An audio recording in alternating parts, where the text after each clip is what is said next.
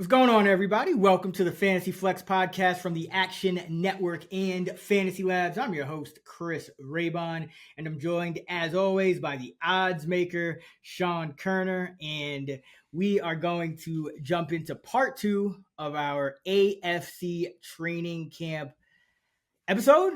Sean, it's been quite the marathon. These things, I knew these would run long. Our producer, shout out to our guy D Payne, he thought we were gonna do these in just 2 episodes. Ended up stretching them to 4. Probably could have been 8. I mean, could have gone an episode per division at this point. Yeah. Like, these have been amazing. We're doing a deep dive on some players that we might not even talk about ever again this year. Who knows? But I've been having fun with it. And I'm updating projections as we're talking. I'm tweaking things. I think that's kind of the point, right? We're about to head into training camp. You want to have your priors ready to go. Yes. And you're ready to start changing them. Like, it's been such a dead zone. Like, we had the draft, and then really, reacting to that, nothing's happening. We have our rankings kind of like they are what they are now. And then in a couple weeks, they're going to start changing a shit ton based on injuries, camp reports, preseason games, things like that. So I'm just preparing for the storm and doing all these pods today. I've been learning a lot, and I've been kind of tweaking things and still kind of tweaking my projections. So it's been very fun. Can't wait to do the last one here. I know you've also been crushing it in WNBA. Any thoughts on any futures that I should be aware of? Who you got for the chip? Oh, well, I'm all in on NFL now. The one future I locked in a few weeks ago was the Connecticut Sun under 9.5 wins. That one I think is gone. I think it's down to like 7.5. I would take shares in Alyssa Thomas for MVP. Okay. Me and Jim Turvey talked about that. And I could come up with a few more offline. We also should probably go to a Sparks game. Yes. And just, bet on a shit ton of stuff before we go to that. So I'm going to be taking it a little bit easier when it comes to WNBA, but I'll still have some bets here and there. But I am now all in on NFL now. You won't hear me saying, the Central Division or anything like that anymore. Never gonna let that go. All right. Let's jump I'm making fun of myself too. I do it all the time when I'm juggling different sports. I get it all mixed up. Yeah, like sometimes the thing when you like confuse a name of like a last name of a guy from like baseball or something with NFL. Like I've done that a couple times. Like I think I called who was it?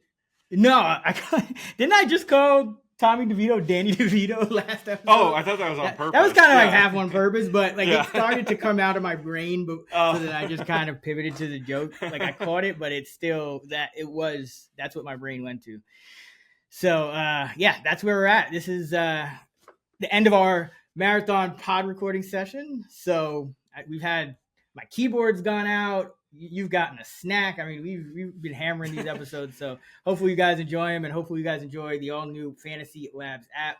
Make sure you check that out. You can get $20 off right now if you sign up for an NFL subscription. Just download the all-new Fantasy Labs app. AFC East. Is Dalton Kincaid ever going to break out? Is he the new Kyle Pitts? Well, I thought Kincaid, he broke out his rookie season, right? And then he broke. And then, last year was a bit of a disappointment.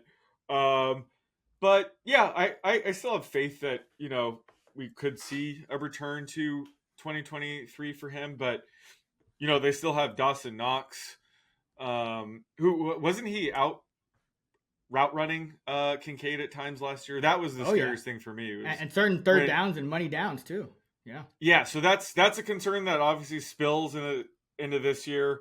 Plus, we thought that, getting rid of Diggs and Gabe Davis could, help him out. But they just spread the ball around even more last year. So, he's kind of a mixed bag. I have him as, like my tight end 12. But I rather take, like Tyler Warren or Colson Loveland in that range. I just think their ceiling's higher. But yeah, I'm not completely out on Kincaid just based on last year. I think down the road, if and when they move on from Dawson Knox, maybe that'll help. But right now, he's still linked with Josh Allen, one of the best quarterbacks in the league. So I'm still high on Kincaid as a talent and fantasy asset long term. I mean, that makes one of us because I Oh. was high on him last year, Right. and I thought he had some like an outside shot to be one of those tight ends. Like we've seen it, with Mark Andrews. We've seen it with Kittle. When the tight end is the team's number one receiver and they just have a monster year. But unfortunately, not only was he not really a priority in their offense, but under Joe Brady, the Bills have become a lot more run heavy. Remember he took over mid-season for Dorsey in 2023, and they've been a lot more run heavy, and we saw that last year, especially down the stretch and into the postseason. And Khalil Shakir has emerged as their top option, and then they have Coleman, they got Palmer, so I have Kincaid as my tight end 21. The issues I'm hearing with him is it kind of sounds similar to Pitts, where it's there's questions about his weight and his blocking, and he's not been in like the proper shape that they wanted him to show up in, and things like that. So there's like things going on behind the scenes, and then the Bills are just naturally a team that wants to spread it around anyway. So the running is going to be the priority in this offense, which favors Knox. So yeah, I've downgraded Kincaid quite a bit. He's just one of kind of many of those guys in that tight end 2 range. Not separated by much, still some upside there, but it was disappointing. The fact that he couldn't do it last year with, they were just shuffling guys in and out. Diggs was gone. Davis was gone. Shakir hadn't even broken out yet. Like he started doing that down the stretch. Cooper was in and out. I mean, guys were hurt, and he still couldn't get it done. So not ideal. Not ideal for Mr. Kincaid. What are you looking at for the Buffalo Bills heading into this year? Yeah, so once again, I kind of want to focus on who's going to step up to be the number 2 receiver. I think just going into training camp again, I'm trying to set up my priors for a lot of situations. And once again, this is one that I think is going to be very volatile, like going through camp and preseason. So curious your thoughts on, let's discuss their ADPs and who you think might be, the best value out of these 3. But we got Keon Coleman, wide receiver 53 right now, Josh Palmer at wide receiver 67, and Elijah Moore at wide receiver 92. Which of those 3 guys, if any, do you think would be the better value right now heading into camp? Value, it would be Elijah Moore. I think the top 3 will settle in as Shakir, Palmer, Moore. I know you're high on Coleman. I'm not high on Coleman. He will start the season as the X and might even play 90% of the snaps, but I don't know. I didn't see enough last year for me not to kind of put him as like one of those wind sprint guys. And then the fact that they added, Palmer, and they gave Palmer a significant amount of money, so I think he'll be that other starter at Z. But he can play. I think he can play some X. But Elijah Moore can also play a bunch of spots too. So they have a bunch of versatile guys, and I just think Elijah Moore might be the best of those 3 receivers, just on receiving talent. It's either him or Palmer. Like I still think Coleman's third. Maybe he takes a step forward. He is the youngest, obviously, but I think that Moore signing was just bad news. I mean, remember last year when everyone was, I think it was Curtis Samuel, right? Last year, and MVS. Yeah, Curtis Samuel. And it was like everyone was just like, yeah, Curtis Samuel is just going to be like a fantasy asset. It's like, no, he's not. It's going to happen to like at least probably 2 of these guys, and. Right. I think Coleman might be. I think it probably would be Coleman and Kincaid. I hate to say it, but yeah, that's where I'm at. I think Moore is going to be more of a factor. Now he could be cut for all we know. Another one of those guys that teams didn't really seem thrilled to sign, but it's Buffalo. It's Joe Brady, and I think it kind of fits what they do. So I don't, what are your thoughts here? You like Coleman, right? Yeah, well, like is a strong word. I think I brought him up on like a best ball specific episode. So I was trying to think of guys that I would consider in best ball, but not in regular season long. So I think Coleman, you're right. I think he's just going to be, like a deep threat guy, which is perfect for best ball. You're going to get spiked weeks, but he's not going to be consistent enough to take in season long. And plus, he's going around wide receiver 50, which I'm taking Darnell Mooney and Jaden Higgins most of the time. Trey Harris, in that range, Buka, and then there's a lot of guys. Harris. Yeah. Right. Yeah. Exactly. So Coleman's there's a bigger delta between regular season long and best ball. So he gets a boost in best ball, but those receivers I talked about, I'm taking in best ball and regular drafts. So I think out of those three, I've always been a Josh Palmer guy. I think he's going to be the safest option. Not sure he's offering a ton of value at wide receiver 64. And like you said, like I think Elijah Moore has upside. He's flashed it with the Jets, at times with the Browns. So him coming in kind of poured cold water on my love for Josh Palmer. So it's one of those things where I think it's just going to be kind of inconsistent. They're going to spread the ball around. I think the guys really to target are, James Cook and Khalil Shakir and obviously Josh Allen. So, I think it's going to be worth, paying attention and monitoring during training camp and preseason because one or two of these guys could step up. But yeah, this whole group is who I'm going to be kind of like keeping an eye on throughout training camp. Yeah, and I think so. The path for Coleman would be Gabe Davis, that type of where he's. Yeah. I don't think he's going to be a consistent down to down receiver, and I think they have better guys for that at this point. And he's an X, so even if he's playing every down, he's going to be almost certainly tethered to the line of scrimmage more often than not.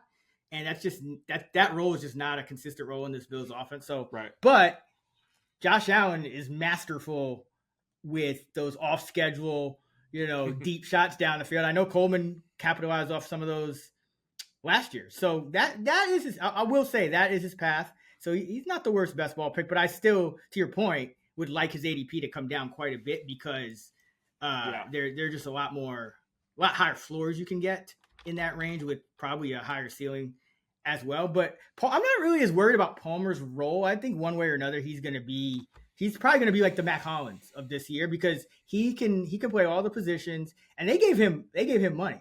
So Moore was the kind of afterthought. Coleman was a first round pick or second round pick. Coleman, I think it was first. Yeah, like right at that borderline, right?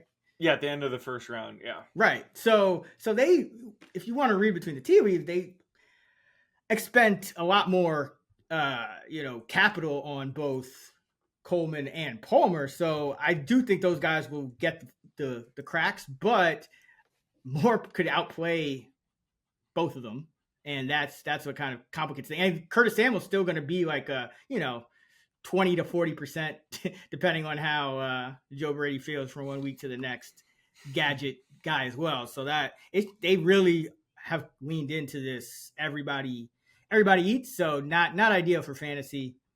But Shakir is going to be pretty much, I think, the most valuable guy in that pass catching corpse. But I could see a scenario where Moore emerges. But even then, like, is Moore really going to become like 80-90% snap guy? Probably not. He'd probably end up just being like it probably just relegates all of them to like the 50s, like it was when Cooper got there, and it was like Coleman would play 55% and Cooper would play 55% and Shakir would play 75% and Mac Hollins would play 100%. That's Palmer.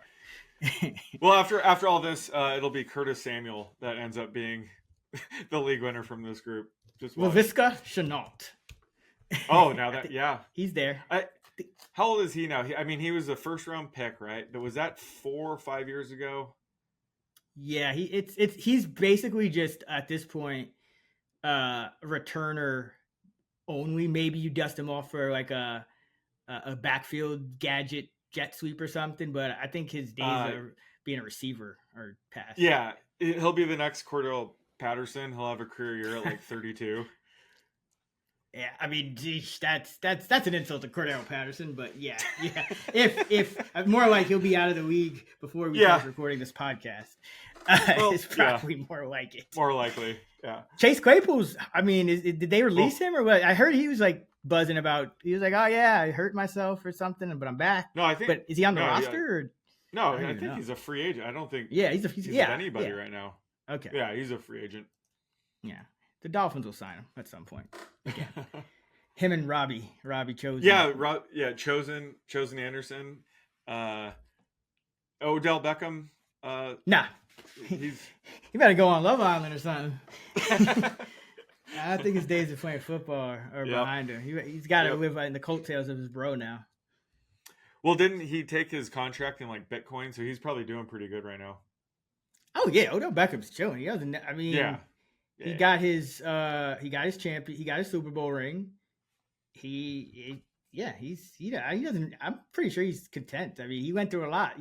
Catching passes from the end of the ghost of Eli Manning, and then he was in that weird Cleveland Stefanski offense where they just washed LSU receivers with targets. So he's been through a lot in his career. Then he got hurt in the Super Bowl. So yeah. I wouldn't be surprised. I remember breaking that news to you too. Oh my god! Yeah, because I think I went downstairs to get the wings or the pizza or something. Yeah. I came back up. You're like Odell Beckham ACL, and I was like, "You're kidding!" Like that just sounds like. I'd never joke about that, but yeah, that was brutal. Something else.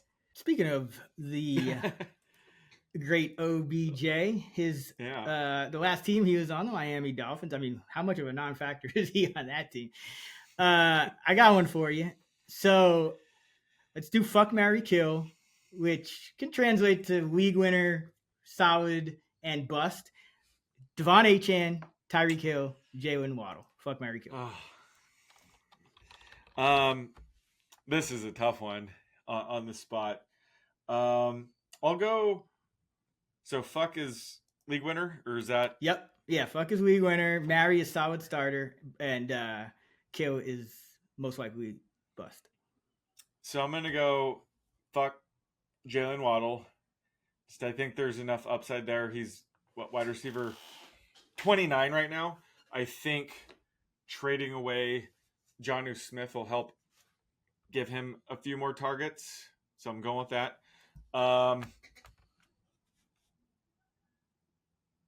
Marry Tyreek Hill. I think he bounces back this year. Again, I think Jonnu Smith leaving. We'll talk about Darren Waller after this. I think Jonnu Smith leaving will help, funnel targets to both wide receivers. And I guess kill would be Devon Achane, even though I'm ranking him RB7. I think he has a ton of upside, but the offensive line stinks. Sure, they could throw him the ball, but just there's too much downside there, especially taking a running back in that range, that I'd slot him there. I wouldn't say he's going to be a bust, but out of these three, I would say he definitely has the lower floor out of the three. I think I'd actually go Achane. I'd go fuck Achane. I think he actually has the highest upside. I think he's being slept on because the worse they are, the more catches he gets. And again, not many running backs are getting that kind of receiving volume these days. He was literally taking reps at slot receiver for them. And what did they just do? They just traded their slot receiver. Jonnu Smith was their slot receiver. Darren Waller, I mean, come on. He's gonna play for. I mean, if Tyreek Hill was talking about retiring or changing teams mid-game, imagine Darren Waller. Like, if there was ever a guy, if I could bet on a Darren Waller in-game retirement, like, Antonio Brown style, or no, I don't think it would be that messy. Darren Waller, a little more of a classy guy, but I do. I mean, it's just the Dolphins are kind of a mess. Like, I feel like Mike McDaniel is Cliff Kingsbury, but with a better tree. Like he just happened. It's like, whereas Kingsbury was like kind of going, in college, and you have your opinion. Like Mike McDaniel was with Shanahan, and he was like thought it was this genius, but like if you watch the Hard Knock, that in-season Cardinals, and then I think they did the Dolphins either. I forget if it was pre or in or what, but I just kind of like I don't know what McDaniel's doing sometimes, and there's been a lot of talk of like different players kind of saying that they're not really running the ship the right way and out there, and the fact that they always struggled in the cold weather that doesn't add anything to it. So yeah, I could see this going disastrously, but I think the one thing I have heard McDaniel say is that he's like, yo, Mostert is gone. Achan's going to take a bigger role in this backfield. And I believe him because, again, he made him the slot receiver last year. So, yeah, I think Devon Achane could be what people wanted when they draft Christian McCaffrey, that you could get that probably a round later or a half a round later with Achane. So I'm actually high on Achane, so I'll go fuck him. Marry Tyreek Hill, and I'm gonna go kill Waddle because I can't put my finger on it, but I feel like when they, how like they figured out Mahomes with the too deep shell and whatnot. I think they figured out Tua with his throws over the middle and kind of getting into some of the passing lanes, and for whatever reason, it seems to have impacted Waddle the most because Waddle's been pretty disappointing, and like it's been going on like a year and a half now. I mean, between the injuries and the kind of so production, I don't really know what I'm getting with Waddle. It was a big drop off last season, and now he's 27 is generally when wide receivers peak, but could he be like another Juju, or he just peaked early because he was playing with like an all-time great? I don't know, but yeah, I think Tyreek, as long as he's healthy, I think he'll bounce back. He was dealing with a significant injury last year. Yeah, he's liable for some shenanigans, so maybe he probably has high bust potential too. All of them do, really. That's why I asked the question. But yeah, I like Achane at running back. I like just kind of the reason I like Achane too is because there's like this landmine section of running backs now where it's like Saquon Barkley had nearly 500 touches last year. Christian McCaffrey misses like 3/4 of the season every other year. Derrick Henry's 30, going on his mid 30s. So, but you get past those guys, and then you got like Genty, the rookie, and you got Achane, who's probably going to get a larger role and could see kind of McCaffrey like pass game usage. So I actually like that section of running backs and like fading and getting a receiver with my first round pick.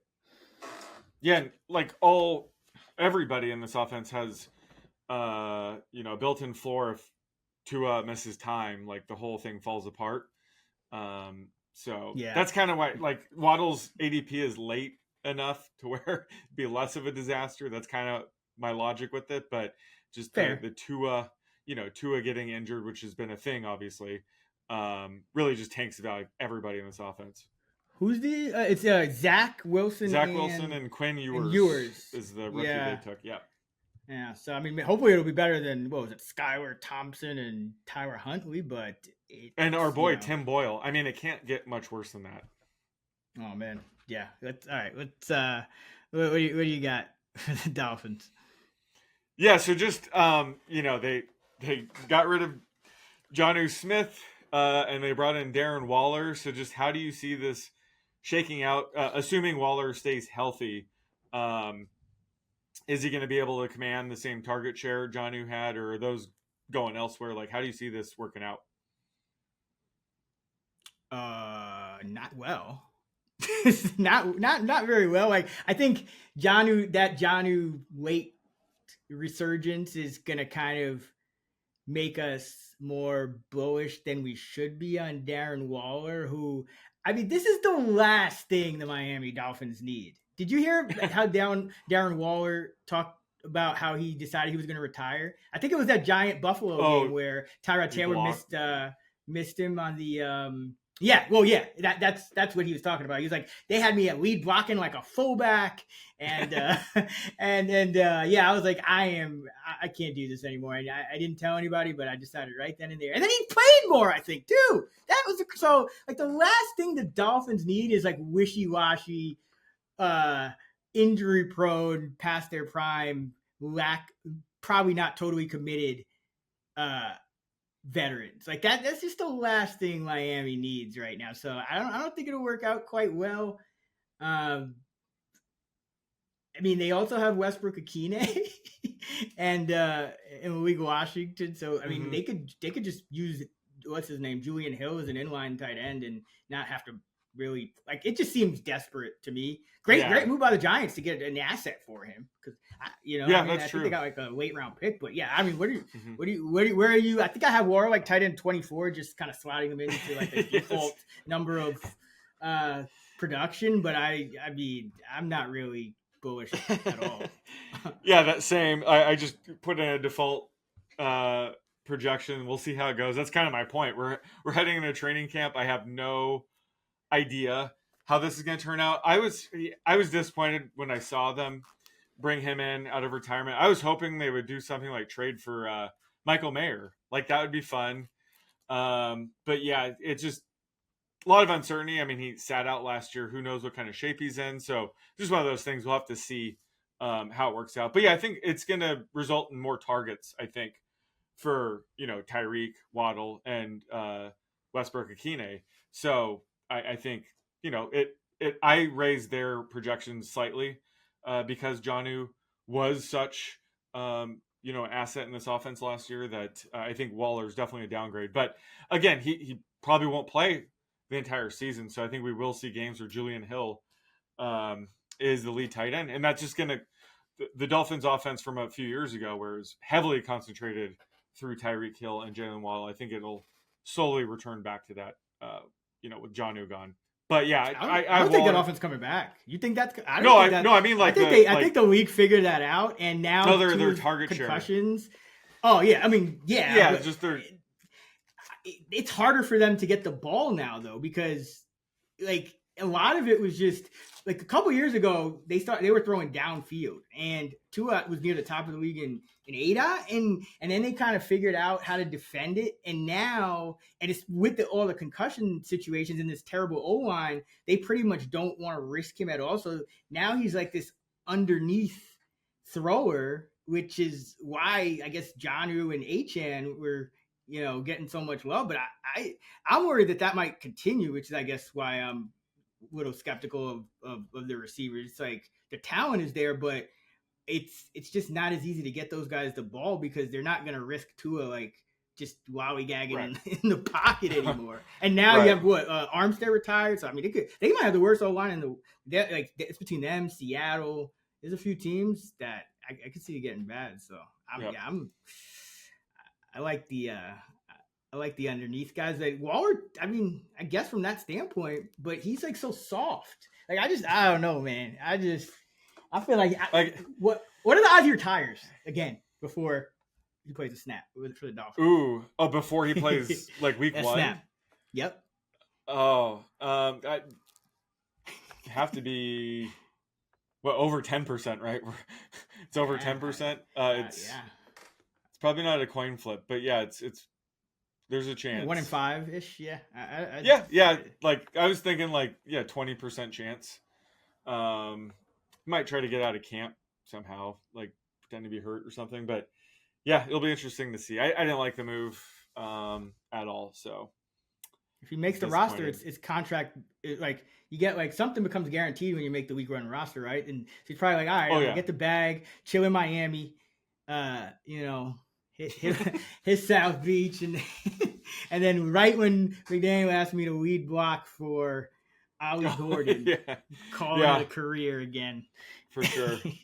All right. The New England Patriots. What do you think how do you think the backfield split breaks out between rookie Travion Henderson and Ramondre Stevenson, who is familiar with McDaniels from his previous stint? Yeah, I think initially this will be pretty even timeshare. Like, I think it's going to be split down the middle. I think, Stevenson would probably be more of the early down back, short yardage, goal line work. Whereas Henderson, really dynamic player. Like, my comp for him is like Aaron Jones. So, very explosive player who could put up really good numbers in just limited playing time. I think he'll mix in as a pass catcher. But I think as the season goes, I think Henderson will leapfrog Stevenson, especially if Stevenson continues having fumbling issues. That's just going to accelerate even more. But I like Henderson, and this offense could take a step forward this year. With Drake May entering year 2, so that would help both these running backs. There has been drafts where I've drafted both these backs plenty of times, but I think at the end of the day, Henderson is the more likely back to lead at the end of the year. But I think early in the season, it's going to be closer to 50-50 with Henderson trending up as the season goes. What about you? Yeah, that's how I see it. McDaniels is kind of tough to read sometimes, but I view it. I think Henderson, remember those couple of years when James White was like a top 5 running back back in the era where like James White and Danny Woodhead would be top 5 running backs. Yeah, I think Henderson, kind of like similar to Harvey, might be a little more pass focused than we think. And Stevenson may be more of like a Davian Harris, Sony Michel type of guy. I mean, he could definitely play in the pass game too, but I just wonder if that was kind of more of the vision for kind of how this breaks out. But yeah, I think Stevenson, I've been buying the dip on him a bit too, because Henderson is getting to that point. I mean, there's still a bunch of uncertainty. He's not quite as expensive as Harvey, and I think the floor is higher, but there is still some question marks as to exactly what his role is, and that's not ideal. Again, because it's just an wide receiver arms race in those middle rounds. So you gotta be. If you're not sure about a running back, just wait around, and there'll be another whole frozen pond of them in that round. I mean, from rounds like 8 to 12, it's like half the running backs are going. So it really just depends on individual drafts. I kind of recommend just letting the value fall to you with these guys, and for the most part, I'm treating all these RB2, RB3 guys as like interchangeable for now, except for like a couple that like Pacheco I'm kind of out on, and I'm higher on Tootin. But for the most part, I'm just trying to get exposure to all of them in best ball, and as camp progresses, we'll see and just kind of take advantage of the ADPs. But yeah, I think Stevenson will definitely be involved and probably gets goal line work, to your point. All right, what are you looking at for New England? Yeah, so let's talk about the wide receivers, specifically Stephon Diggs. My main question for me personally is like, will he be ready for week 1? Like, how healthy will he be? Will he be 100%? Will he be staying out of trouble the next few weeks? We'll see. But do you think Diggs will be key into unlocking Drake May in year 2? For fantasy, yeah. I mean, you almost got to treat May's rookie year as kind of like Trevor Lawrence's rookie year with what was it, Urban Meyer, I think? Yeah, no. Urban Meyer. Yeah, it was, right? Yeah. Because it was just a shit show, that New England offense. I mean, they couldn't block, they couldn't catch, they couldn't get open, they couldn't execute like end of half, like it was just all bad. I mean, he was one of the only bright spots, and every once in a while you'd have like a tight end pop, but I do think now he's this McDaniels offense not an easy offense, so I think there will be somewhat of a learning curve with so I don't think it'll be like I think he's probably still a year away from that true unlock, but I do think for fantasy, like, it won't take much because May scrambled over 10% of his dropbacks last season. So anytime you have a scramble rate like that, you can you're getting one of those you're getting that rushing upside, and he barely got any design runs. You can see those increase this year, and his receiving core can't get any worse. And this year, I mean, you got Williams. Maybe we'll see about him and what his learning curve is. But you definitely have better weapons, and Henderson is a weapon. So yeah, I think May for fantasy could end up being a low end QB1 when it's all said and done. Like, kind of in that Bo Nix territory where you look up and it's like, oh yeah, he's got a bunch of like top 8 finishes. So yeah, I do think, and I think Diggs is being a bit slept on too. Because what else are they going to do? Who else are they throwing to? Like they paid him so much money that it's almost like and McDaniel is one of those veteran coordinators that I feel like, and Vrabel too, veteran coach, that I feel like they're going to just pepper the veteran with targets. So yeah. All assuming he's healthy for week 1. I think that's the main thing. Yeah. But with him, because it's like if he is healthy, he's not like one of those guys where it's like, okay, at least he doesn't seem as much in danger of being like a pup guy or anything like that. So I've actually been buying the dip on him because it kind of reminds me a little bit of Devontae Adams. We talked about how people were getting fatigue of him changing teams. I remember that first year with McDaniels, he never came off the field and got peppered with targets. And I mean, why else would you get Stephon Diggs at this juncture? If you're the Patriots, right? Like Mike Vrabel was hired to win games. Like this is the second best team in the AFC East. They're a Bills catastrophe away from challenging for the division win. So I think this team is going to try to win games, and that probably means targeting Diggs, maybe even more than they should be targeting Diggs. But he can still catch like 100 balls, average like 11 yards per catch. Put up a nice little 1,100 yard season, 7 or 8 touchdowns, and give May just enough combined with the rushing to get a low end QB1 finish. So yeah, I like Diggs and what he does for May, but I think he's still a year away from like that true like, oh wow, like this guy's special type potential. Fantasy Flex listeners, we've got some very exciting news. This year, we're going to do a live Fantasy Flex event on August 23rd in the Chi at Joe's on Weed Street. Mark your calendars now. Save the date. That's Saturday, August 23rd. Joe's on Weed Street in Chicago. And I'm going to be there. Sean's going to be there.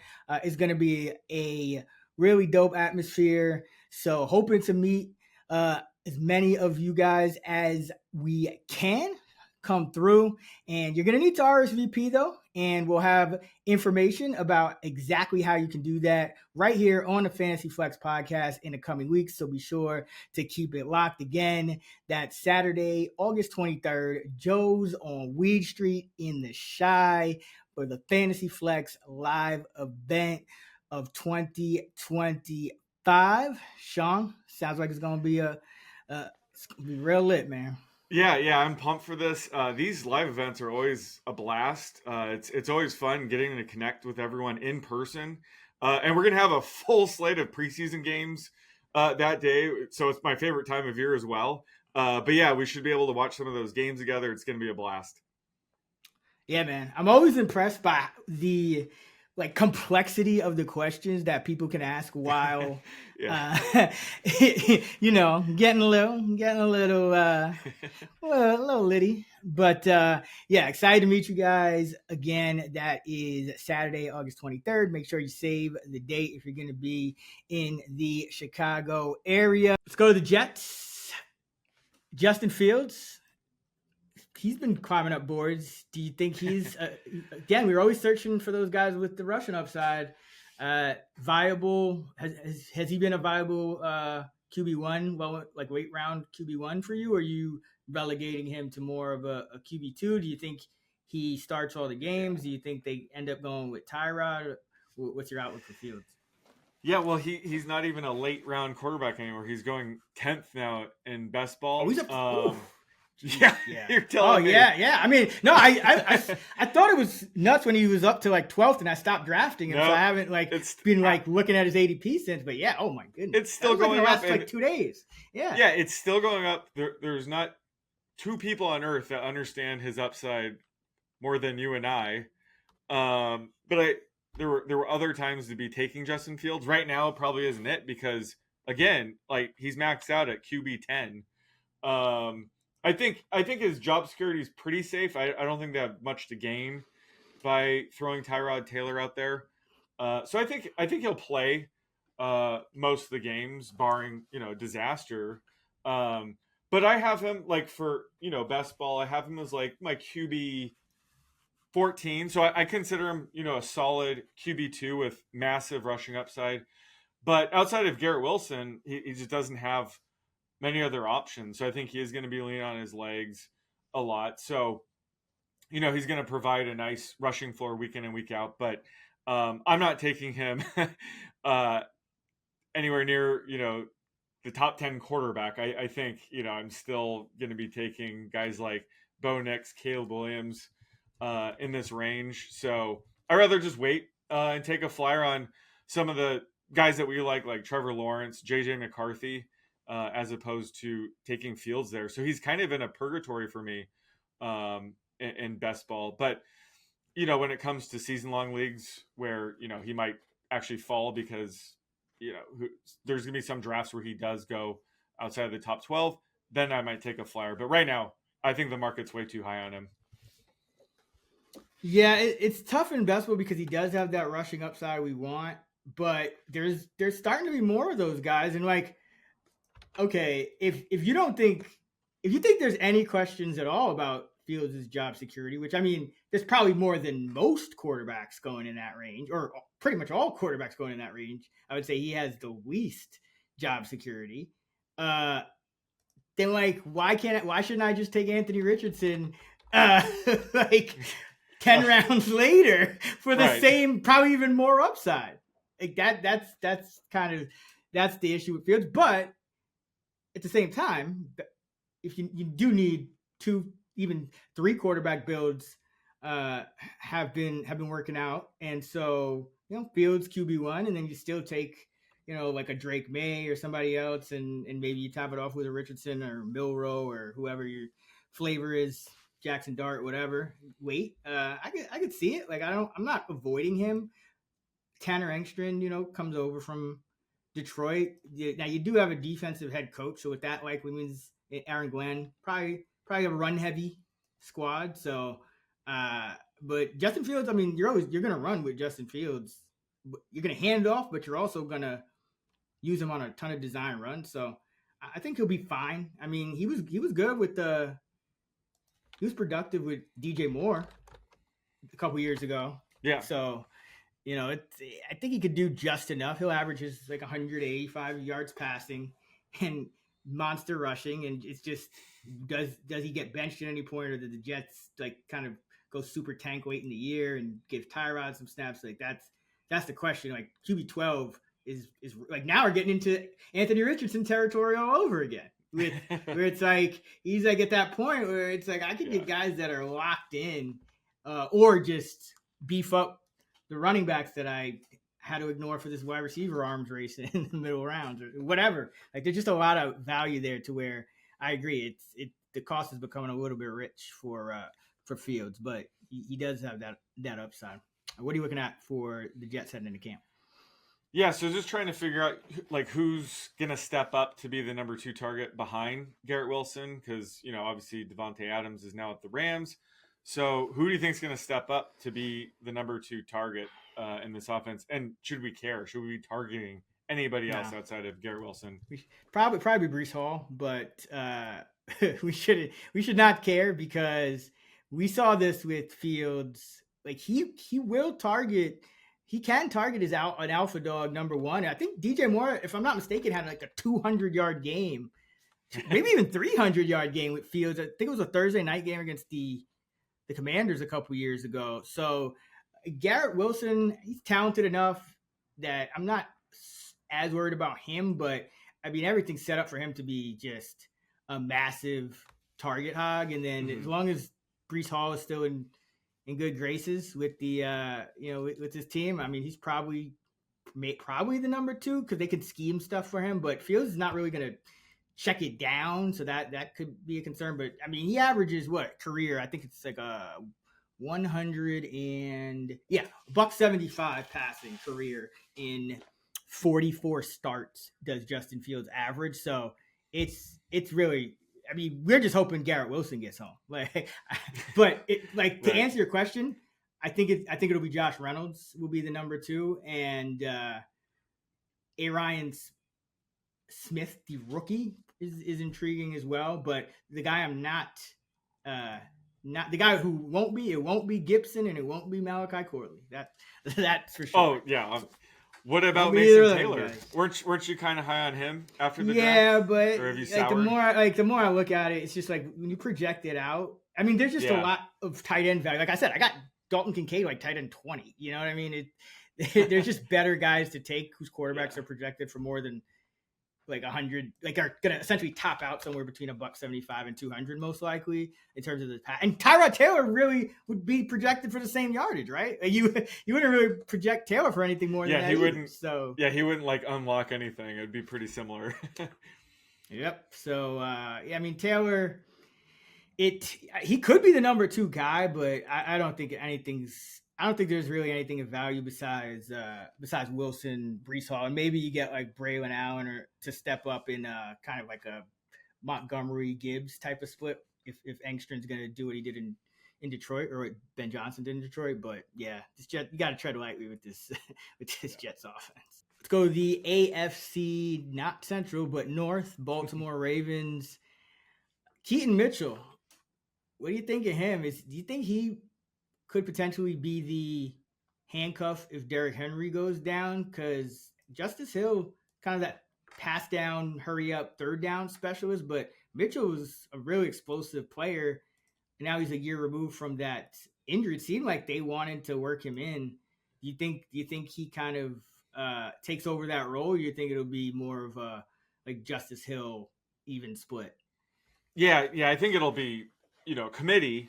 But it's hard to look too much into Mitchell's numbers last year. They were really cautious with him. But I think he has the most pop. So in a situation where it is a committee where they're not getting a ton of touches, Mitchell probably offers the most upside because he can, score from anywhere on the field. So he would be the handcuff. But again, anytime you have a situation where you're not certain and it's a running back like Derrick Henry, it's not a situation I'm going to be targeting necessarily. But I think of the two, I think Mitchell would provide the most injury upside. Whereas, Hill might offer some value here or there when Henry's active. That's not going to be Mitchell. I think Mitchell has the most to gain if Henry were to miss time. Yeah, I think both of them could be valuable in different ways if Henry goes down, because Baltimore, extremely run-heavy team because they have Derrick Henry. If Baltimore were to not have Derrick Henry, they have a quarterback who, I don't know, only put up probably the best passing season we've seen this side of, Joe Montana, Dan Marino? I mean, just the most ridiculous season throwing a football last year. So I think what would end up happening in the event that Henry went down would be Baltimore would just go to being a very pass-heavy team. Remember, Tom Monken is there. It's not Roman anymore. So they would probably just go super pass-heavy, and that would benefit Justice Hill. But at the same time, like you said, Mitchell, a lot of pop, and last year was just a lost year for him. I think they just wanted to get him on the roster. Maybe it was like some roster bonuses or something we didn't know about, but it seemed like they just wanted him to like kind of have him on the roster and keep him in bubble wrap. But he would be like, Hill has been historically more of like a passing down specialist. So I think if Mitchell is healthy, that's what we're going to monitor in camp, but if he's healthy and Henry goes down, I mean, there's a lot of upside there because Mitchell probably wouldn't be like Henry usage, but I could see Mitchell getting like Gus Edwards usage, like 12, 13-ish carries if he can handle it. And then Hill gets the rest, and there's probably some random veteran third guy that never plays. So, or Rasheen Ali. So yeah, I've been taking some Mitchell. He's another one of those guys he's basically free in best ball. And like Henry's one of those guys where if somebody drafted him early, I want to be able to capitalize off that with a guy that, is, not costing me. There's all upside there. So I do like Mitchell, but it's also very possible that Hill sees a nice bump because they could just become super pass heavy. So where are you on Henry, by the way? Like, are you, he's getting up there in age. I know we say he never gets hurt, but Have you been drafting him, or is he kind of in that McCaffrey boat for you too?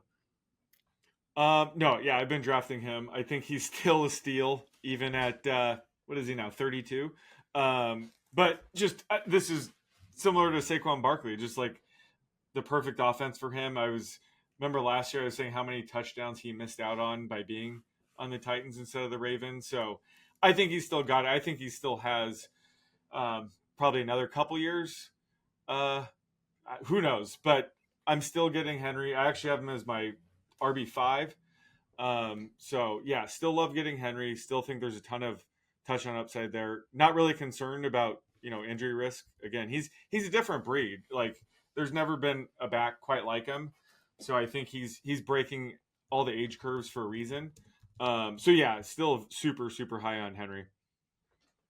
Yeah, I mean, I do think he takes a step back. I mean, like Father Time is undefeated, and he just had an amazing. He's just had such a string of amazing seasons. But he is a bigger guy. He had a deeper playoff run than he's probably used to.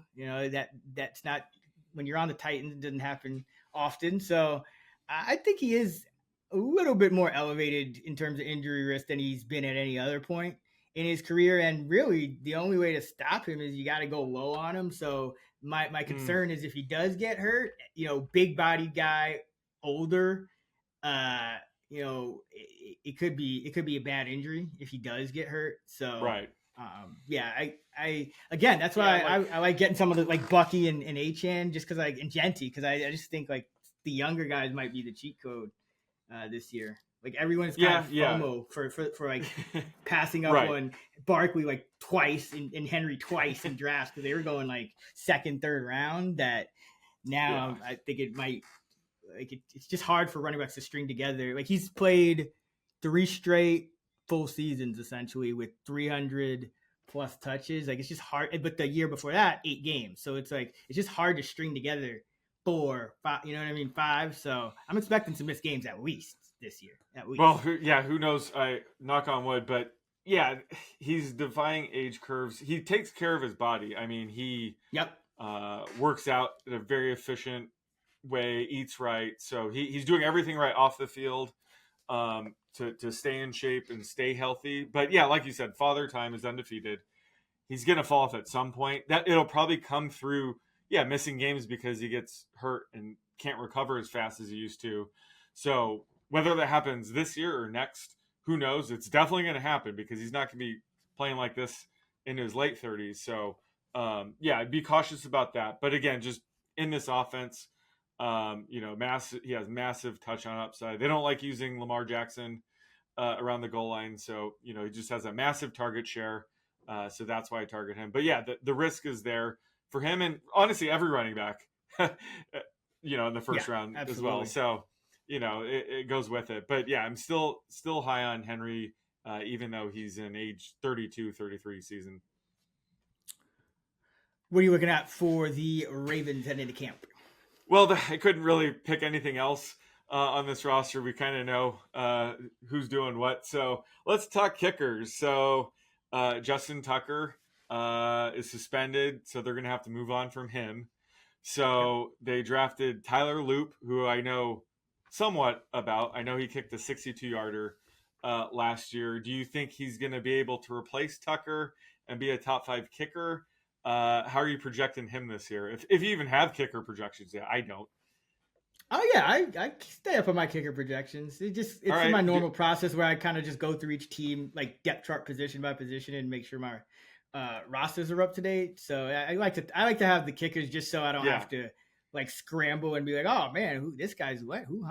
But I think Baltimore generally is one of the better teams to kick for because they move the ball almost every time. When you have a guy like Lamar Jackson, it's hard not to cross midfield. Field goals are at an all-time high. Like teams are attempting more field goals than ever and from farther away. So, and Baltimore has a good track record. I mean, with these things, I think they even didn't Baltimore have like another kicker who they never even used that ended up going to like another team or something like that? The guy they drafted that like also punted. Was it him? Maybe there was a few, but yeah, I feel like they always have like a kicker in camp, and then he ends up popping up on another team. But in any case, yeah, I think Loop has kicker one upside. I think they have another guy on the roster too, Hoyland. Or let me see if they dumped him. Yeah, they still have him. Yeah, anytime there's like two kickers on the roster and like in a situation like this, I don't project the full 17 games yet. So I still have him as kicker 15, but if I give him a full season projection, then yeah, he'd be a top 10 kicker. It's just it would actually help if Henry got hurt and they didn't score quite as many touchdowns. But Baltimore's just so damn good. And they've gotten so much better at scoring touchdowns. So probably not as great as it once was when they were more of a just run heavy, kick a lot of field goal offense. But still, one of the higher scoring. It's just really you're just regressing toward points, like projected points with kickers. And Baltimore's still got to be top 5, if not higher in terms of points. So yeah, he's up. Yeah, it's just that what you're going with him too, or well, it's just interesting. I haven't done much with this, but it's something I'm going to do like tomorrow probably. Like I'm going to do kicker projections tomorrow. I promise. I mean, will this pod even be out? The listeners will never know. You have to out yourself. It's one of those things where I'll be watching closely in camp. Like it's the end of an era. I mean, Tucker's been kicking there for 15 years. I know Stuckey called him the GOAT. So it could change the offense. Like, do you think they might opt to like go for it more this year just due to the fact that they don't have Tucker? There's things like that I haven't really run through, but it could lead to a couple more touchdowns for the offense. Who knows? But it is a significant shift. How can they possibly score more except for Mark Andrews against the Bills? But like, I don't know if Baltimore can score any more touches because like they lost confidence. It was pretty clear, I think, early to mid. Oh yeah, last year, right? That Tucker was not it, and Lamar Jackson was just doing ridiculous things, and Derrick Henry was doing ridiculous. So I don't know if Baltimore. I think I would almost bet that Baltimore is going to regress in touchdowns. That's a different. Lamar Jackson threw 41, and Derrick Henry had 16. Yeah. That's a different point than I was making, but maybe it's the same thing because Tucker was struggling. But they could opt to go for it more often and extend a drive. That was my point. Maybe they were doing it last year. I don't know, but I mean they should. I wouldn't kick nothing if I had Lamar Jackson and Derrick Henry either. Right. Well, for all these years they had Justin Tucker making everything. So either way, they're gonna have to change things now, and they have Loop there. So we'll see how this goes. But that's one thing I'll be watching during training camp. That's for sure. Just give me the injured Chiefs kicker. Like the injury replacement of whoever the Chiefs kicker is, Anders Carlson or whoever the heck it is, Matthew Wright. Yeah. Just automatically be top 3. Exactly. Model. Just give me that guy. Cincinnati Bengals best. Who would you take? Who's going to end up? I should say who's going to end up as the best ball pick out of Andre Yosavash, Mike Gesicki, or Jermaine Burton? Ooh. I mean, I want to say Burton. I think he has the most upside, but clearly he is, pissing the coaches off. I would say our guy Yosavash. I think, he's still going to have that touchdown upside, injury upside if, either Jamar Chase or T. Higgins miss time. He's just going to be that steady wide receiver 3. Although I was impressed with Gesicki in this offense, so I could see myself going that way. But I'm going to go with Yosavash. I think he's proven to be kind of like a reliable, touchdown dependent kind of guy with injury upside. Yep, and T. Higgins seems to always miss like his customary 5 games. So Yosavash can find himself as the wide receiver too. But Burton's having a better camp from all reports. I mean, who knows how long that lasts? But he could be an asset if Higgins goes down. But Yosavash is in the best position to. I think it's the issue with Gesicki, and then maybe they change this, but like they tend to want to have a blocking tight end on the field more often than not because like Chase Brown is good, is pretty solid as a pass catcher too, and then obviously you want to get Chase, Higgins, and your receivers in the route. So Yeah. Gesicki might be a little bit of a capped ceiling kind of situation. Yeah, true. I mean, they did sign him to that 3-year deal, but they still have 6 or 7 tight ends that might be on the active roster. So, yeah, guys like, Tanner Hudson, they scheme up plays for him like every game. So, yeah, you're right. Like Gesicki, even though he is the clear lead tight end, it's still capped because they like to rotate him in. They all have their certain packages. So that does cap Gesicki's upside a bit. I got a prop for you. More catches this year. Tanner Hudson versus Lucas Kroll. Tanner Hudson, a 4.5 catch favorite. Ooh, processing it. I'm always interested in betting on Tanner Hudson, but he's got a clear 4.5. Well, he's got to get 5 more than Kroll. I'll take Hudson. I would need Evan Ingram to stay healthy all year, but yeah, I'll take Hudson. Yeah, it's. I think both of them could be at risk of not making the roster. That's why I asked. It's like an interesting question. It's because like both of them at one point were almost like the de facto tight end ones or at least tight end twos, but both of them could be on the block because they don't really block. So yeah. I think if Eric All hadn't gone down, Hudson might have just gone forward with like all Gesicki and Cam Brandy and whatnot, but maybe Hudson will make it now. All right, what are you looking at for Cincinnati? Yeah, so let's talk Chase Brown. He's going RB11 right now. Are you buying or selling him there? Or are you right at RB11? Yeah, I think that's fair value for him. I don't mind buying again. I think,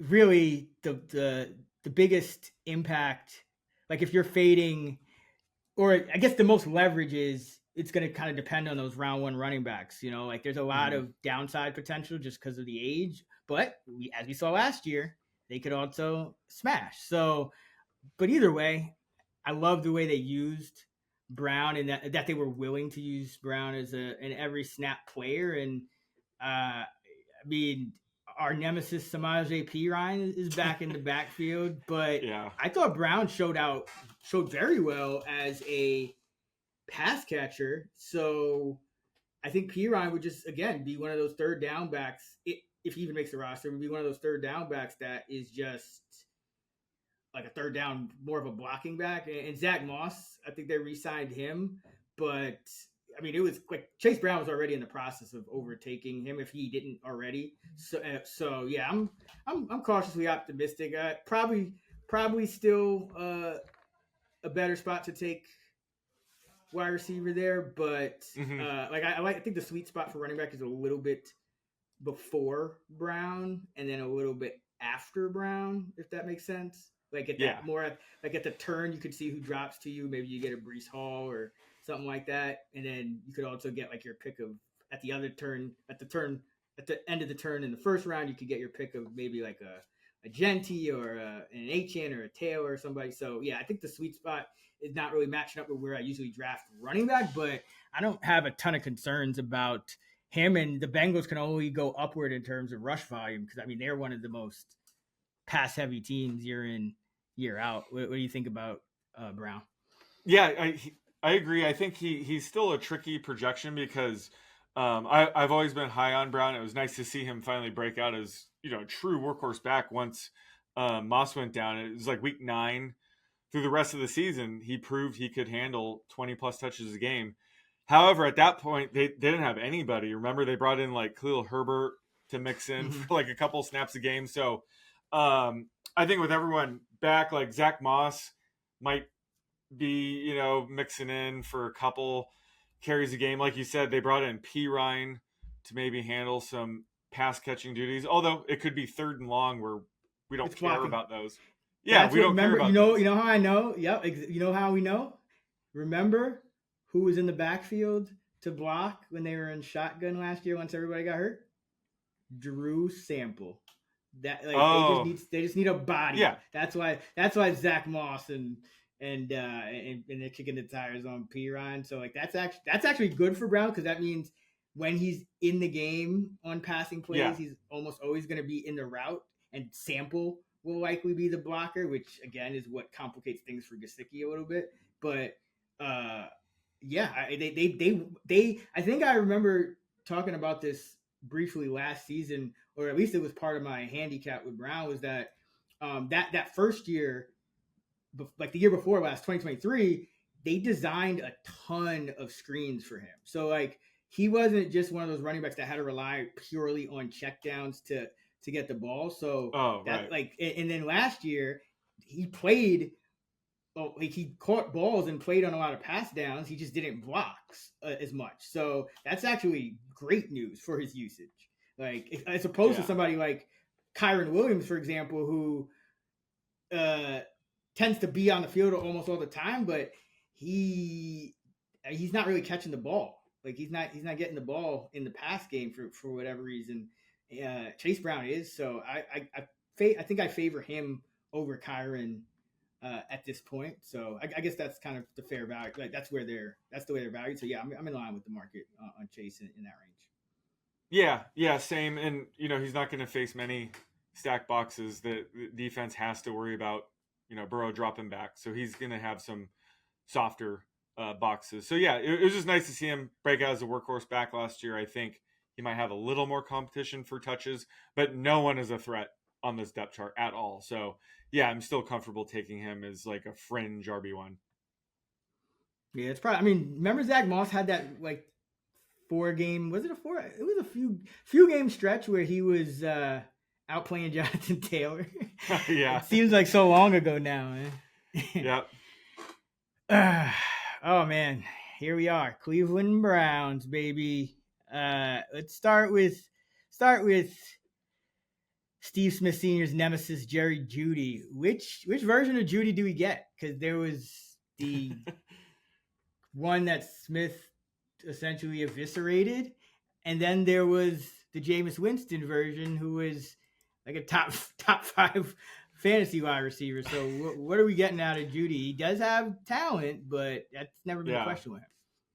I think it depends who's throwing him the ball, and this year he might have 4 to 5 different quarterbacks throwing him the ball. So it's going to depend week by week. I think initially when we probably have Flacco under center, I think that's going to be maximum Jeudy, where he's potentially going to be putting up wide receiver 2 numbers. But at any time we could get Kenny Pickett, Dylan Gabriel, or Shedeur Sanders, where I'd be dropping him quite a bit. So the Browns are one of the toughest teams to project right now because of it. And unfortunately, Jeudy is attached to that. So I think early in the season will probably be his highest value when I have Joe Flacco projected. And then after that, I have no idea. Do you have any idea? Or how are you projecting that?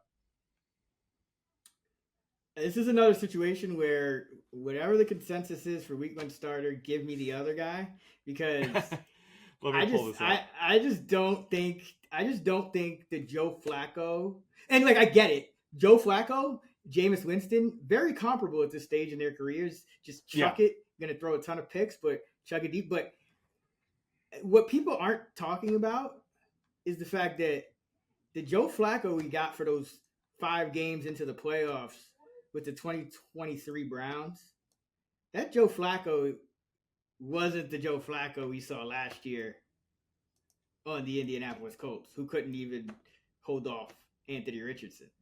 We knew there was going to be a cliff with Joe Flacco. I just don't know if he can even be 2023 Joe Flacco again. And remember, the Browns were pretty pass heavy these last few years, with Stefanski trying to spread it out. Once they acquired Watson, they kind of shifted their mentality, and that's why a guy like Flacco and even Winston worked so well at times. But now we know for a fact that they're making a concerted effort to go back to an original Stefanski offense, which is a little more, heavy personnel, run heavy. So my take, and I'm not like this goes against the grain. I think Joe Flacco is cut before. I don't think he makes the final roster. Yeah. And I think Pickett or Gabriel, right? Yeah, Pickett or Gabriel start week 1. That's my thing. What do you think? Yeah, I think that's sharp. I would lean Pickett. I think they kind of want to see what they have in him early on and give Gabriel and I guess Sanders some time to prove themselves. But yeah, right now they just have team leader in passing yards, and Flacco's the favorite at plus 165. Obviously, this is a market where it's all bets action. Ooh, Pickett's plus 240. Yep. Shador is plus 350. I'm sure that's just a popular one. Gabriel's 4-1. And then Deshaun Watson, for some reason, is 12-1. That's but the bet. Deshaun? I mean, is he going to... Do we have to project him? Is he going to play? I've been projecting. Weren't you saying that you might play? There was a report where you're like, oh, damn, I think I have to project him now. Yeah. So... Yeah, imagine of all the years, this is like the Deshaun redemption arc, because it would have to be this year because the Browns. You know what Shador reminds me of?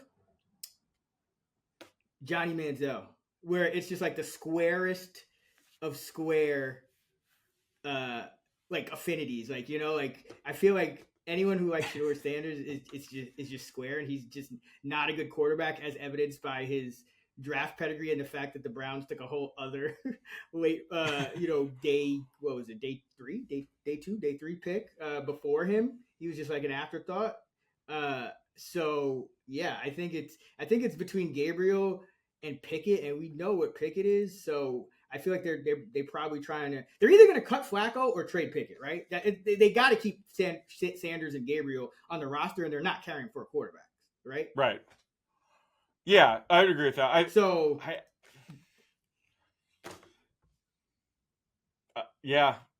hear you on that. I still think the sharp play would be Pickett starting week 1 if I had to pick, like based on odds. Yeah. Yeah.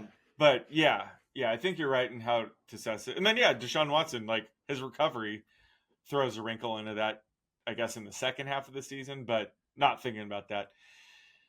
But yeah, this team is very fun to project right now. It's going to make training camp and especially preseason that much more interesting. Speak for yourself. Watching the Browns. Hey, I'm the resident preseason degen, so I can't wait for it.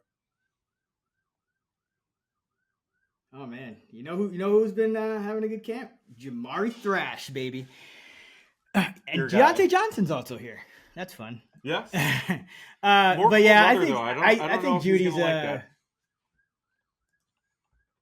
Isn't that why he quit? He quit. I can't even keep up with how many. I mean, him and Darren Waller should go throw a quitting party. And R.I.P. Who's my guy that quit in the middle at halftime? Vontae Davis, R.I.P. man. Love that guy. All right, but yeah, Judy, well-end wide receiver 3 for me. I do agree that Flacco's probably ideal, but that's not saying much. So yeah, it's. I don't think you really want to invest too much in the Browns. Like I think Barry might have lost the plot. I mean, the roster moves, that the drafts have just seemed to progressively get worse and worse. The suspensions seem to increase. Yeah. There's somehow, when you got 5 quarterbacks, you don't have any. So probably True. Best to just fade. But I know you're kind of looking at the backfield, and which does make sense because they do intend to go revert to a run heavier Stefanski offense. Yeah, well, speaking of suspensions and legal issues, let's talk about Quinshon Judkins' ADP right now as the RB28. He is currently dealing with a legal issue. We have no idea how that's going to work out, but kind of how are you viewing him at the ADP and just how this backfield will shake out? Because they drafted Judkins and they also took Dylan Sampson in the 4th round. So a couple of rookie running backs. But how do you see this backfield shaping out?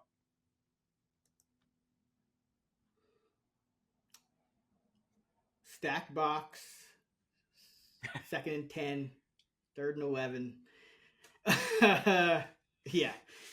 But so Judkins might have been overvalued. I mean, there's like it's again these rookie backs. It's like you want to get shares in best ball, but when you start looking at it from a consistency standpoint, as we inch closer to redraft season, I think we have to be a little bit more cautious, and I think that's where it makes sense to kind of. I don't want to say follow the market, but definitely you don't want to fall behind in consistent wide receivers if everyone's going to have like 3 or 4. Like there's like kind of a finite group of those guys. So like you want to make sure you kind of pull from those because there's still going to be like these running backs that with a lot wider range of outcomes. So yeah, I think Judkins may have been overvalued to begin with. I did bump him down. Now there's a chance he doesn't get suspended at all. Right. Mike Hall though, he had a domestic violence issue and caught a 5-game suspension. But just, looking at the judge, Mike Hall's case was seemed a lot more serious. At one point, there was talk that he brandished a firearm and whatnot, and that was later recanted. But with Judkins, I think there could be things like mitigating factors in this case because, just looking into it, there was like from a legal standpoint, I'm speaking strictly. There's a time lapse between when it was reported. There's no video, only picture evidence. So there's a lot of things that this may end up being one of those situations where it doesn't result in like the full 6-game suspension. But I have bumped him down to 12 games projected, so like a 5-game suspension and. But it could be less, could be none, but also injury risk. So I have him more as an RB4 at this point. You're already talking about an early down back on what's probably going to be the worst team in the league because I know everyone's like down in New Orleans, but again, New Orleans has Kellen Moore and some like it's a new regime, but this Browns team just seems to be losing the plot more and more as we go. Stefanski's getting worse. Stefanski's regressed. Andrew Berry's regressed. The roster is shit. The draft class, like just the positional allocation is odd. 2 quarterbacks, 2 running backs. Oh yeah, that's how you win in 2025. So yeah, I'm out on Judkins. I think Jerome Ford probably beneficiary. Sampson could be, but I think it's just probably more of the same. Jerome Ford's going to get the most pass down work and probably get 8 to 10 carries, or he's going to average out to 8 to 10 carries because of all the shenanigans. Let's close it out with the Pittsburgh Steelers. Derek Watt, he used to be a fullback. I guess now they're using Hayward as a fullback, but who do you think is the better value in their backfield? Caleb Johnson or your guy, Jaylen Warren? So you're saying you like Caleb Johnson as the better value over Warren this year? Yeah. I think the Steelers drafted Caleb Johnson with the clear intent to replace the Najee role. And when I was watching film of him in Iowa, my comp for him was Najee Harris, and he ran into 8+ stack boxes at the highest rate last year, and Mike Tomlin even made note of that. That's one of the reasons why they drafted him. They think he's ready to go. So yeah, I'm gonna go with Caleb Johnson here. Even though he's RB24, I think that he has the highest upside of the two, just based on taking over the Najee role. It's kind of weird though, right? It's like most teams would try to combat stacked boxes by not just like, I guess, what do you call it? Like conceding them. Like they would try to right. Move spread the offense out, and like they're just like, oh man. It's like it's not a great vote of confidence for Aaron Rodgers either. It's like, oh man, we just signed Aaron Rodgers. We're my, are we gonna deal with some stacked boxes? Better draft the guy who can bang into walls over and over and get another tight end. Like they're really trying to save Aaron Rodgers from himself, aren't they? No, you're right. I think they got to do ways to kind of prevent Caleb from running into stack boxes. But I think the point Tomlin was making was like it was easier to evaluate him.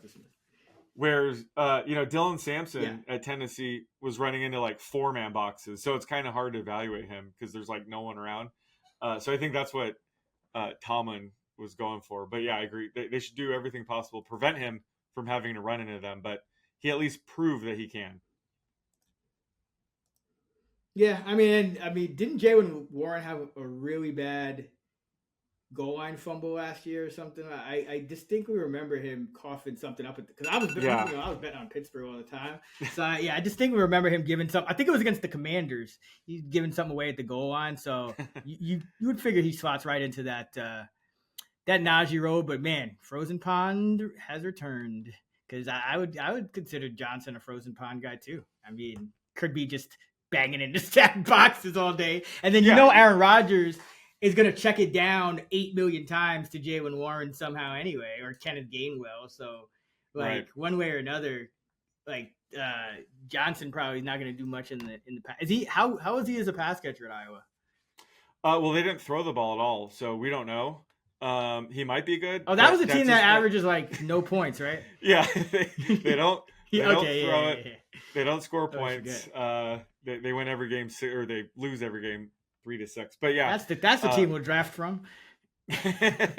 Yeah. So yeah, he's definitely in the Frozen Pond range. So I'm not saying I would draft him, but out of the two, I am higher on Caleb this year. Yeah, I mean, I think Warren. Who was he? Undrafted guy to begin with. He's kind of topped out and he has a role, but I don't think they're interested in expanding his role. Now, the only way I could see is Caleb being a disaster is if Aaron Rodgers is a disaster but stays healthy, and he just wants a guy he can check it down to left and right all day, and their worst nightmares come the stack box is just waiting to smash Jaylen Warren into oblivion every time he catches the ball. He'll catch 5 balls for 4 yards you can bet the over on his catches, under on his yards every week. Book it. All right, let's close it out with what you got for me with the Steelers. So just following this Jonnu Smith trade, how do we think it's going to work out with him and Pat Freiermuth on the same team? I mean, the way they're preparing, it's everything's going to happen near the line of scrimmage, right? But Arthur Smith, for what it's worth, I know Jonnu really broke out last year and had a monster year, but remember, he also exceeded expectations the last time he was in the Arthur Smith offense as well. So I think Jonnu Smith obviously probably doesn't have that top 5-6-ish upside that he was that he had at the end of last year with the Dolphins when they were just, again, Tua was just not holding the ball. But to be fair, Aaron Rodgers could be that same kind of quarterback, and I think Pittsburgh could throw a little bit more than they have been. So I'm not completely writing him off, but I still see Jonnu as kind of he's more on that borderline now, tight end 1, tight end 2. He's an upside pick. I'd prefer him be my tight end 2 now because I don't know what's going on with his offense, but it probably hurts Freiermuth more because I think Freiermuth is much more likely to be a traditional inline guy, and that just doesn't seem like what Aaron Rodgers is going to look for. That's just not, Aaron Rodgers is going to, for better or worse, look to the slot, look to the perimeter, look to dump it down, but tight ends not always the most productive with Aaron Rodgers. Going back to his Green Bay days last year, I mean, Conklin, when certain games he had some catches, but wasn't really much of a factor. So yeah, I think it hurts Freiermuth. What do you think? Oh yeah, I think it hurts Freiermuth a ton. Obviously, I think also just because it is a new quarterback and Rodgers coming in, it's not like some guy that already had chemistry with Freiermuth from last year or previous years with him. They're all new to Rodgers. He hasn't even brought in Lazard and Randall Cobb yet, so it's all new guys for Rodgers. No. So yeah, I think that was a massive blow to Freiermuth's stock. So I downgraded him a ton. I think Jonnu won't have as much upside here as he would, playing in Miami again this year. But yeah, I agree. I think Jonnu, I have him as like a high end tight end too. If he becomes, Rodgers' favorite end zone target, that's going to be massive. So it's one of those things we'll have to see how things unfold and, who Rodgers is keying in on. But yeah, there's a massive, massive blow to Pat Freiermuth. I have him like all the way down to tight end 30 now. So it was a huge drop for him. Yeah, and it's just one of those things, writing's kind of on the wall because Pittsburgh seemed to be aggressively targeting Jonnu Smith for the entire offseason. You would think, and maybe they are still in the market for another wide receiver as well, but the fact that they already had Freiermuth and they were so aggressively targeting a guy like Jonnu, and remember, Rodgers is going to have a lot of, one way or another, he probably is going to have say in this offense, and Jonnu's also Arthur Smith's guy, so that just makes me like that's not good for Freiermuth. Wasn't it the playoff game? I think if I'm remembering correctly, or their last game of the year, or whatever it was, where they where Freiermuth like could have picked up a first, or maybe it was the game against Cincinnati where he could have picked up a first down, but he kind of like just ran out of bounds for no reason on some like Mike Tomlin hates that kind of shit. So I wonder if he played himself right out of the TE1 role with that specific play, because I distinctly remember it and just being egregious where it was like they, instead of having a 1st and 10, it was like 3rd and 1, and I think they got stuffed into like a stacked box, and I think 4th and 1, Russell Wilson tried to sneak it or something, and they didn't get it, or maybe Warren short yardage for whatever reason, and they turned it over, and that was that. So yeah, Freiermuth might have literally played himself out of the role with that one. I got to go back and watch the sequence. I remember, I distinctly remember that. Like it was instead of like 1st and 10, it was like 3rd and 1. For 3rd and inches or something stupid like that. Yeah, I don't remember. That would be my pet peeve too. Yeah, I do remember that play. I don't remember exactly what happened, like you're saying, but I do remember that, and it was pretty egregious. And thinking, yeah, Tomlin's probably pissed right now. So who knows? That one play might have ended Freiermuth's career as a fringe tight end one. Yeah, I was high on him until that, and Jonnu drops as well, but I could see this Pittsburgh offense being similar with it's just like Aaron Rodgers just get the ball completely out of his hands and a lot of targets for Jonnu. But yep, I think it's over for Freiermuth. That it's over for part 2 of our AFC training camp questions here on the Fantasy Flex. Thanks for tuning in. We'll be bringing you much more fantasy football and NFL content as the season gets closer. Also, be sure to check out the all-new Fantasy Labs app. If you download it right now and subscribe for season access to our NFL sub, you can get $20 off right now if you download the all-new Fantasy Labs app. You can find Sean on X at @the_oddsmaker. I'm at Chris Raybon. We're at those same handles on the free, award-winning Action Network app. Until next time, let's get this money.